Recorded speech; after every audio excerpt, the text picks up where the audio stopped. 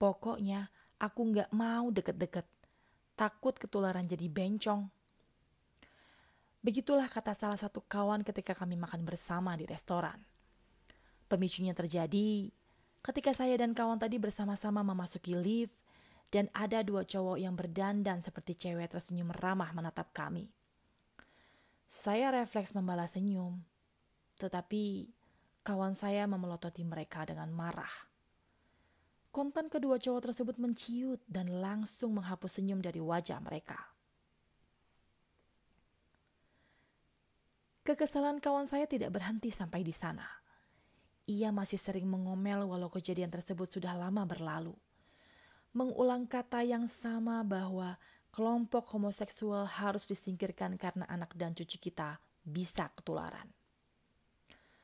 Kalau diperhatikan, sebenarnya insiden seperti itu sering terjadi di sekitar kita dalam bentuk yang berbeda.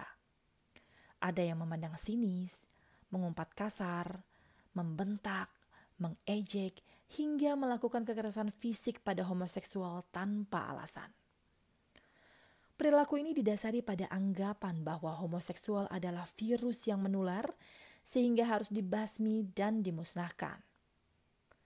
Anggapan virus menular menuntun sejumlah orang bersikap diskriminatif secara ekonomi dan sosial terhadap kelompok homoseksual. Akibatnya, kaum homoseksual mengalami kesulitan mencari nafkah, meningkatkan karir, dan bergaul dengan kelompok lain. Tidak sepenuhnya diketahui penyebab seseorang bisa menjadi lesbian, gay, atau biseksual. Tetapi penelitian menunjukkan bahwa orientasi seksual kemungkinan disebabkan faktor biologis yang dimulai sebelum seseorang dilahirkan. Karenanya, kita tidak bisa memutuskan kepada siapa kita tertarik. Pun, kita tidak bisa mengubah diri sendiri menjadi homoseksual. Terapi psikologis dan pengobatan juga tidak akan bisa mengubah orientasi seksual seseorang. Meskipun orientasi seksual biasanya ditetapkan pada awal kehidupan, tidak jarang keinginan dan ketertarikan kita berubah sepanjang hidup. Ini disebut fluiditas. Banyak orang, termasuk peneliti dan ilmuwan seks, percaya bahwa orientasi seksual seperti skala ukur yang mempunyai dua kutub. Homoseksual di satu kutub, dan di kutub lain adalah heteroseksual. Ada banyak orang yang berada di tengah-tengah kutub ini yang bisa mengubah orientasi seksualnya seiring dengan perubahan waktu dan bukan karena tertular orang lain. Kembali ke masalah diskriminasi.